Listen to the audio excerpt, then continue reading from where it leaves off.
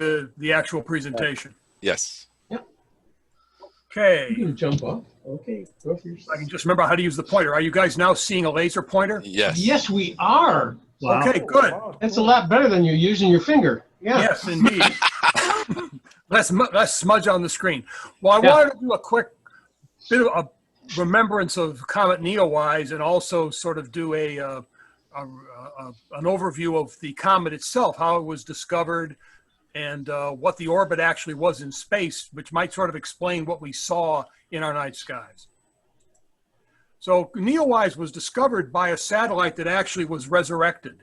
The original mission of this satellite, of the WISE satellite, it originally was called WISE, which stood for Wide Field Infrared Survey Explorer. It's part of the Explorer series of satellites. It goes back to the 1950s.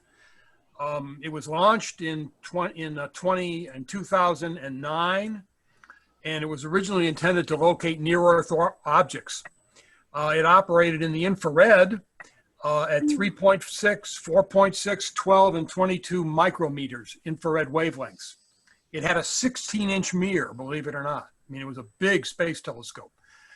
The limitation was the fact that, particularly at the 12 and 22 micrometer wavelengths, it has to be cryo-cooled by hydrogen, which gets you down to 4 degrees Kelvin.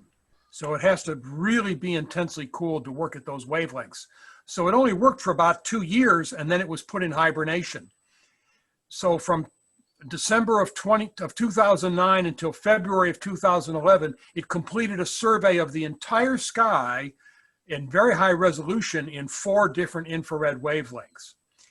It was reactivated in 2013 in the 2 shortest wavelengths that did not need the hydrogen cooling.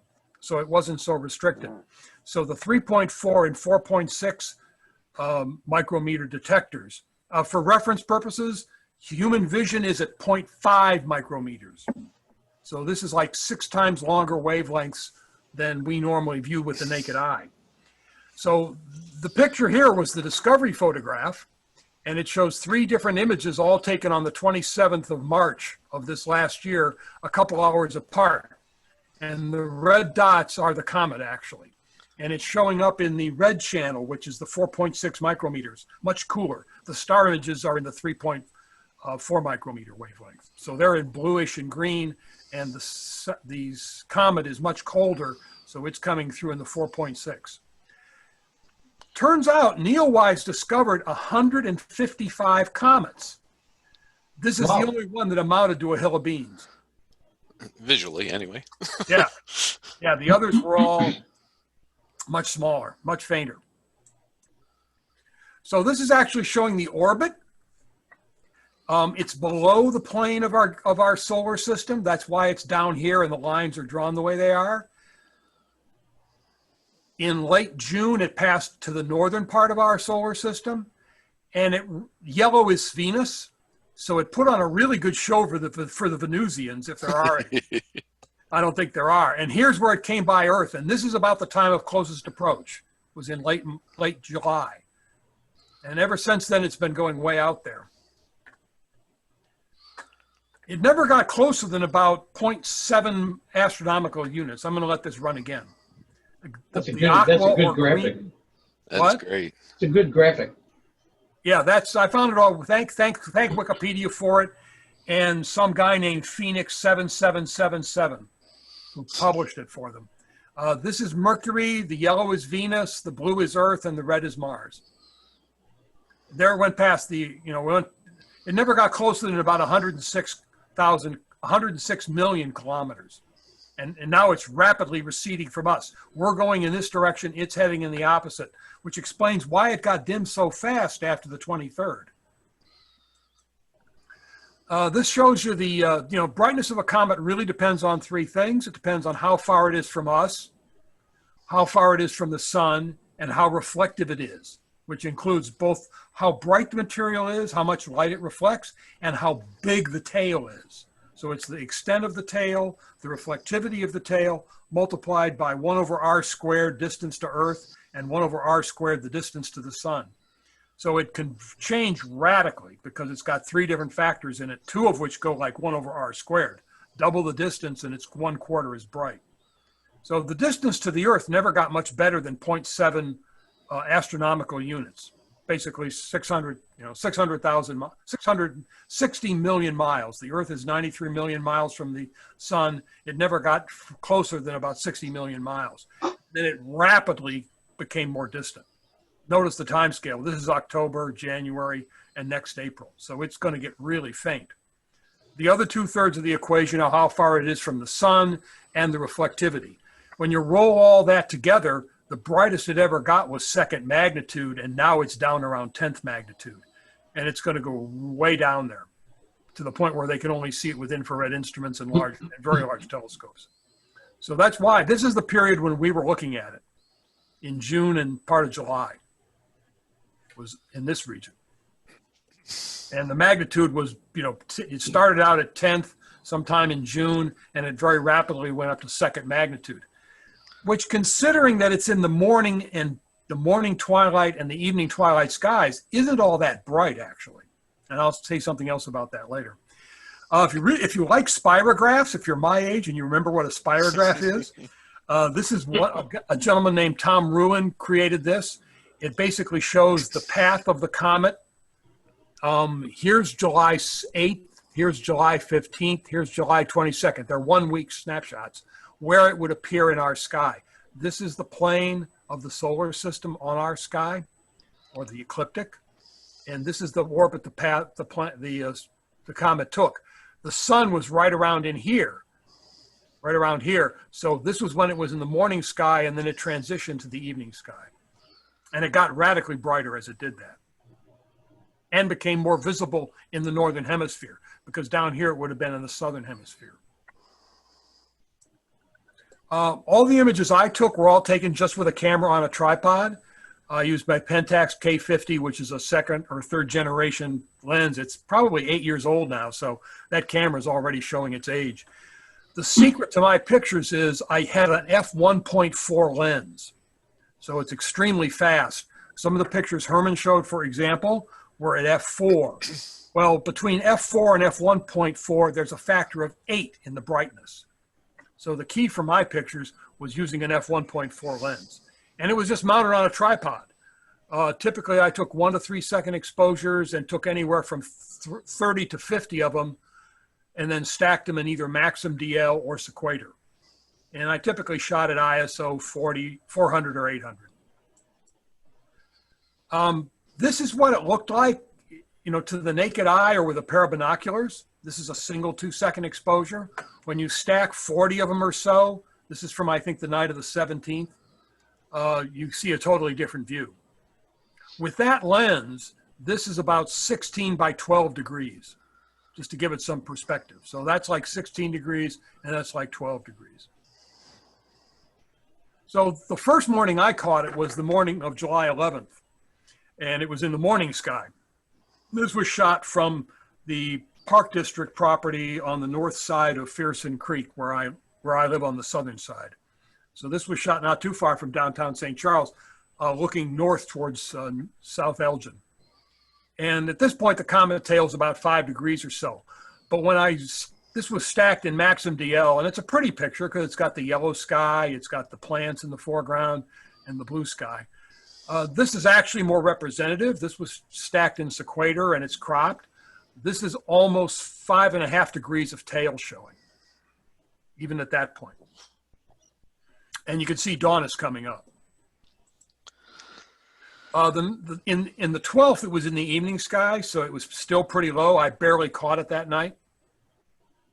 That's one of my favorites. Yeah, it's kind of a nice picture because it's dramatic. The tripod I was using was actually not at its highest setting, so there's woods off in the foreground, and then there's prairie grasses and oak savanna between, and these are actually plants that were in the foreground. And then this is taken the next night, the 13th. Again, this is again 16 by 12 degrees. And then it was so nice, I decided to take a movie of it. So if you'll bear with me here, the laser pointer for some reason won't trigger the movie. This was 300 pictures. Yeah, I love this. This is great. Mm-hmm.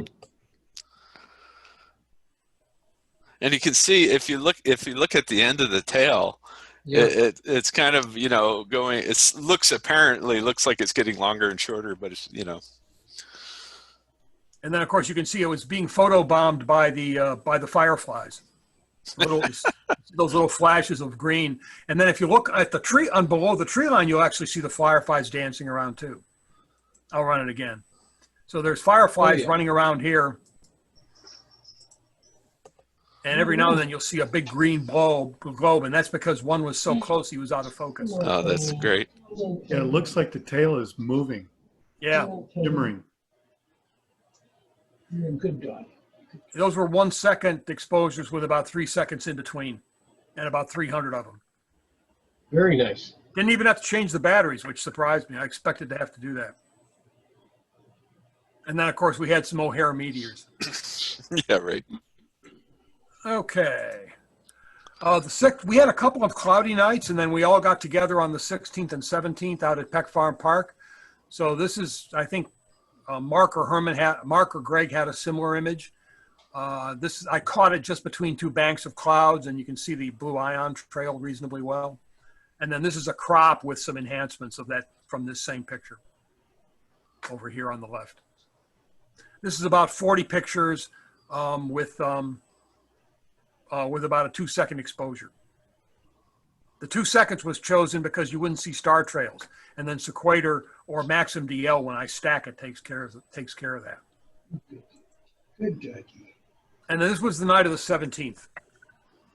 Shot again. I went back to the park behind my house because there's no lights back there. So this was the night of the 17th.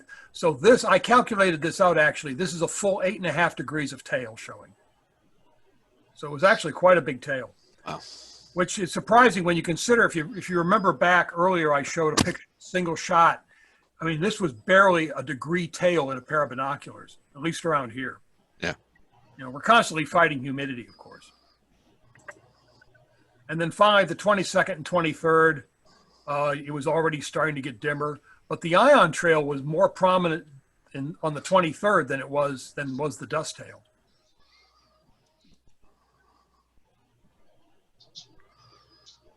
And then on the 24th, I finally, all these earlier pictures were taken with a camera on a tripod and very short exposures tracked.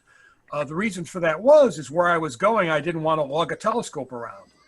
When I went to the park behind my house, it's an extension of Leroy Oaks on the east side of Randall Road.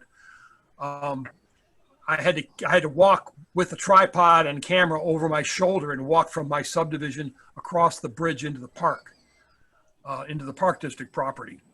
No flashing lights, Dean. Sorry, no policeman came by. One young man did come by trying to take pictures, but he didn't have a tripod and he had an f5 telephoto lens or something, so he couldn't really do much. Mark, I have a question. Yeah. With the ion tail, as it became more prominent, could that also be a function of the angle of the comet and the sun and the Earth, where it had turned a little bit? Oh, yeah, because if the ion trail was embedded, basically the ion trail points directly back towards the sun because there's virtually no inertia in the ions.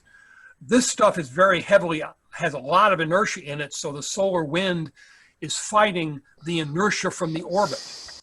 So this is actually curving back a bit on the orbit because it's got more mass per unit area, whereas the ion trail is literally that, just ions. So it's basically purely solar wind driven, whereas this is inertia. So if the orientation of the orbit was wrong, this would be totally embedded in the dust trail, and you wouldn't see it. I don't know if that answers the question. Yes, it does. So yeah, this basically points right back to where the sun was, whereas this lags because of the inertia. And then when I went out to Lee, I actually had my mount with me and my 4-inch f4, so this is the same night I took those pictures Mark showed earlier.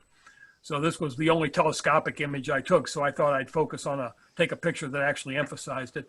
Like Greg's, it looks distinctly fuzzy. It looks very, very dusty, very reddish.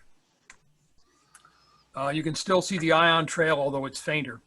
I was a little disappointed in this picture until I noticed the contrast between the tail and the actual nucleus in the coma, which shows up much better. Yeah. So, And since it was longer exposures, these are a series of 100-second exposures, and there was 14 of them. So this was captured over almost 25 minutes. So there was considerable motion of the comet vis-a-vis the stars. Whereas in the earlier pictures, the comet didn't move much relative to the stars, both because of the focal length and the length of the exposures. Whereas here, there was quite a bit of motion of the comet relative to the stars. So that's why you get this effect. Is that what deep sky stacker you used? No, I've never been able to get the levels right in Deep Sky Stacker. That was done, since it was with my CCD camera, this was done with Maxim DL. Many of the others were done with Sequator, Yes, which I find much easier to use. Yeah. I got the Comet mode to work in deep sky stacker. So. Oh no, I've gotten the Comet mode to work in Deep Sky Stacker. It's just I can never get the levels right for the various channels because its defaults are terrible. Whereas in Sequator, it's a dummy. It's really easy to use. You just fire and forget almost. Just process it. Not that you probably care, Mark, because you got a good process, but there is an option to make all the levels come out together in DSS now. Oh, okay. I haven't used it in years Yeah. because it was so painful when I used it about 5 years ago. Yeah, I don't use it myself. I'd rather do it in Photoshop, but yeah. Well, the stacking in Sequator works really well. This is one of the few where I actually used RAWs because Sequator actually accepts RAWs out of my Pentax cameras. Yeah. Whereas a lot of imaging software does not handle Pentax RAWs. It handles Canons and Nikons. And Sequator handles DNGs. So here I use DNGs, but I didn't use flats or darks. This is just the DNGs. I need to go back and reprocess it with darks, actually. Ooh, that'd be fun. Yeah. So what's the bottom line on Neowise, whose formal name is C2020F3? That's the formal name. First of all, it was the first decent comet we've had in years. But still, it was hard to see with the naked eye. I would guess part of the reason you had all those excited people there with you at Peck Farm, Mark and Greg, is because they couldn't see it with their naked eye and maybe couldn't even find it with binoculars, whereas with your Revolution Imager, they could actually see it. So I found it, I only glimpsed it a few times with the naked eye. It was easy with binoculars once you knew where to look. The brightest it ever got was about mag 1.8. And it's already down to 10th magnitude. By way of perspective, in 1577 and in the 1860s, and there was about 6 of them in the 1860s, there were comets whose nuclei were as bright as Venus. And the tails were 22 degrees long, naked eye. Yeah, they don't make them like they used to. Well, they did, but the few times we've had ones like that, they've been in the Southern Hemisphere, like Lovejoy was, remember? Yeah. Those spectacular pictures from New Zealand. We've really not had a really decent comet. So I would consider this to be a decent comet, but not a great one. But I'll take it after all the, after the drought we've had of comets. So. Well, since I don't know any better, I consider it a great comet. For me, it's once in a lifetime. Well, it's certainly going to be, unless you're going to live 6,800 years, it is once in a lifetime. Yeah. So this puppy will never come back. So it was a nice comet. I'm glad we had it, but I'm still waiting for a really good comet. I'd even take a Hale Bopp. And I keep praying for another Akea Seki, which is from the 60s. Okay, with that, I think I need to end sharing or do whatever, or somebody needs to cut me off at my feet. Oh, no, stop sharing. Okay, Very Gregory. good, Mark. Thank you. My pleasure. Thanks, Mark.